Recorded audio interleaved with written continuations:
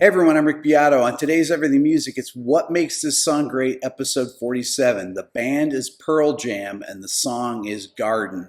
Coming up next. Pearl Jam 10 was released in August of 1991. It was produced by Rick Parashar, and the song Garden was not even a single, but it happens to have one of my favorite riffs of that era in it. Let's check it out.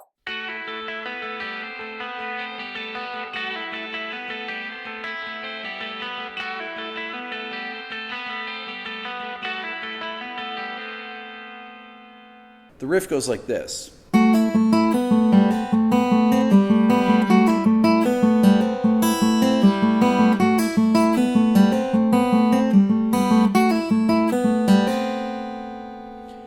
When I first figured it out, I was just goofing around on the guitar one time and I played, and I thought, that sounds like Pearl Jam Garden. And then I figured out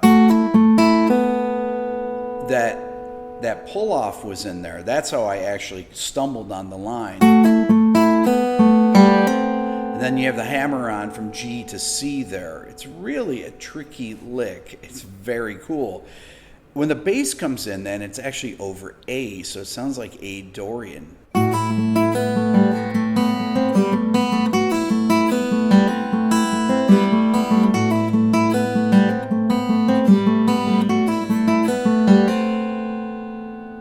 Next, the entire band enters with Eddie singing. Let's check it out.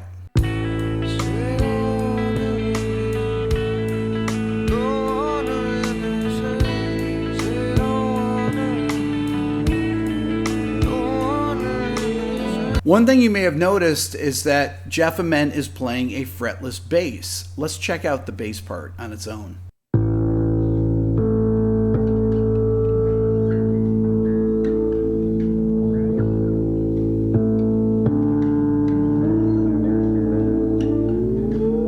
What he just played is called a harmonic slide.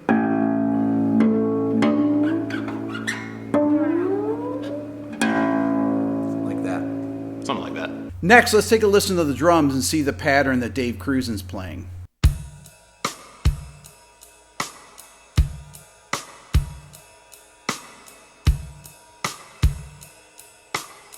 This is a great pattern to use when you want to retain the intimacy of the verse, especially with the way the vocals are in here. Let's take a listen to Eddie Vedder.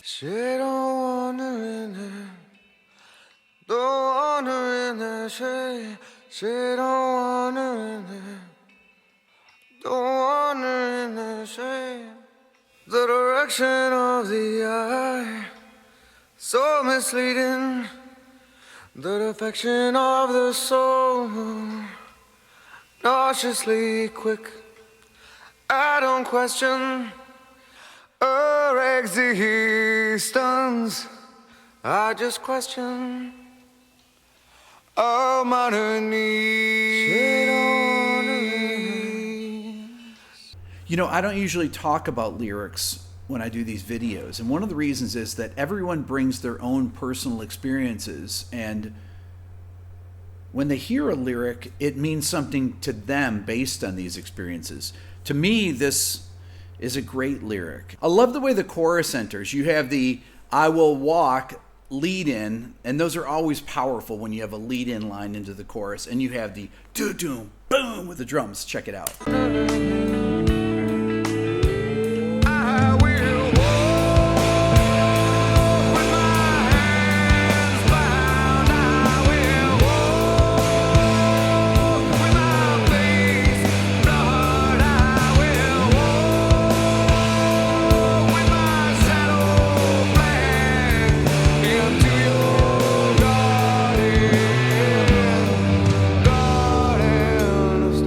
Let's talk a little bit about the chorus. So the chords are really only A minor, G, and D. Lyrics are really killer. I will walk with my hands bound. I will walk with my face blood. I will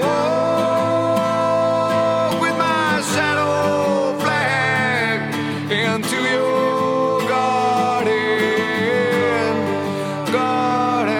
There's a really cool thing that happens at the end of the chorus in the bass. The bass actually goes to B on the last A minor when he goes, into your garden of stone. That makes that chorus have so much emotional impact. That one note, he plays that high B on it over the A minor, and it creates this chord that resolves to that. And just using that tension note, that B against the A minor, makes that lyric have even more power.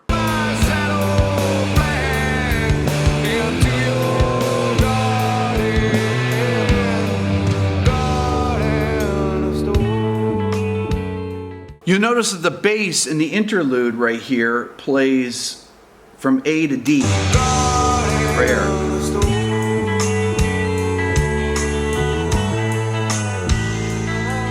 So implying like it's a 2/5, almost like it's.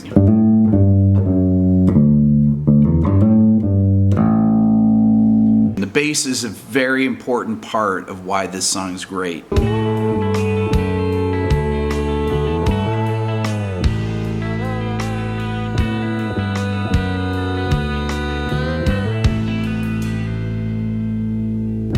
One thing I love about the second verse is that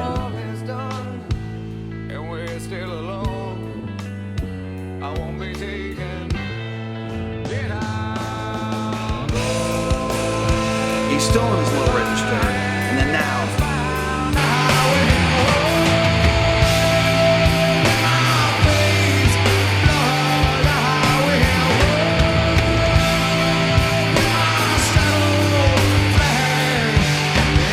You'll notice I just went from the actual album version to a live version back to the album version. That's how close the live version is from back in 1992. Next, let's check out how the guitars transition from the chorus riff into the bridge riff.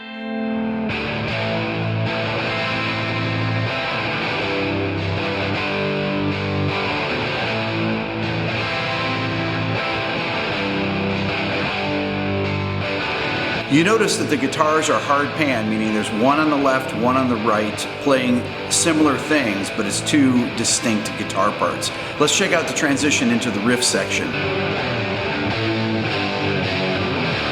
Notice how the guitar on the right starts the riff and the guitar on the left joins it.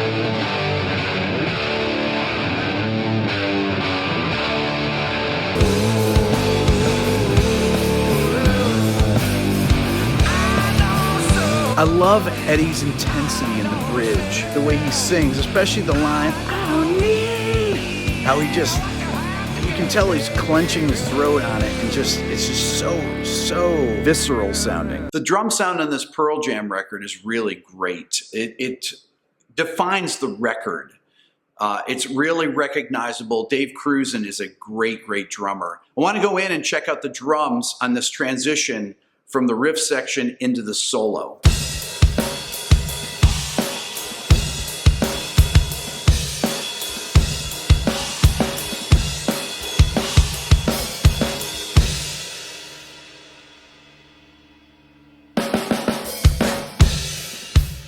If you really study this record, you'll notice that there's a lot of this particular drum pattern on it.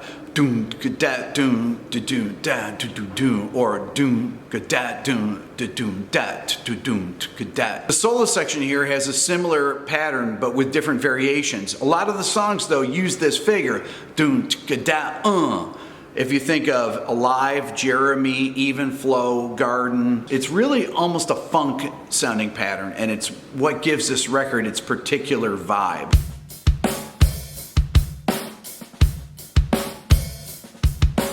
I don't know if anyone's noticed the similarities between Hendrix' Voodoo Child and Even Flow, for example. The riff is similar, but the drum groove is the Pearl Jam drum groove. Doom da doom doom da.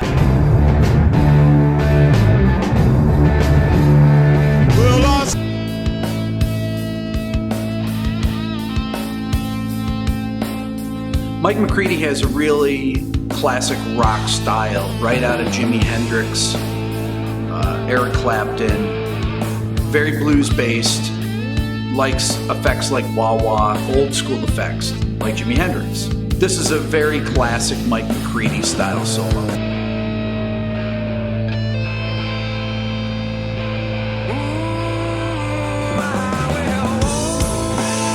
We're into the out chorus with a high guitar solo. It's awesome.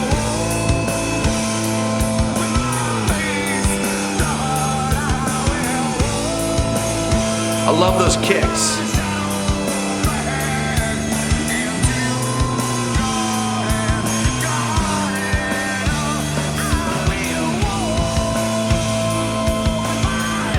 That note sounds dissonant. That's the F sharp over the G chord, which is the major 7th. This is my favorite kind of rock ending. You got the big vocal ad-libs and the high guitar solo in the background.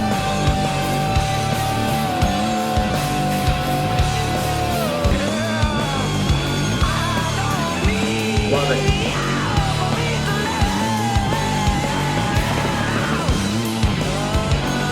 You notice he foreshadows the ending of Jeremy here with this climbing vocal melody.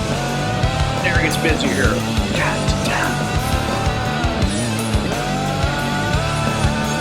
That's one of the most intense parts in the whole record. Love Pearl Jam. That's all for now. Please subscribe here to my Everything Music YouTube channel. If you're interested in the Beato book, go to my website at www.rickbeato.com and join up on the Beato Club. You can find out about it on my website also. Thanks for watching here from Germany.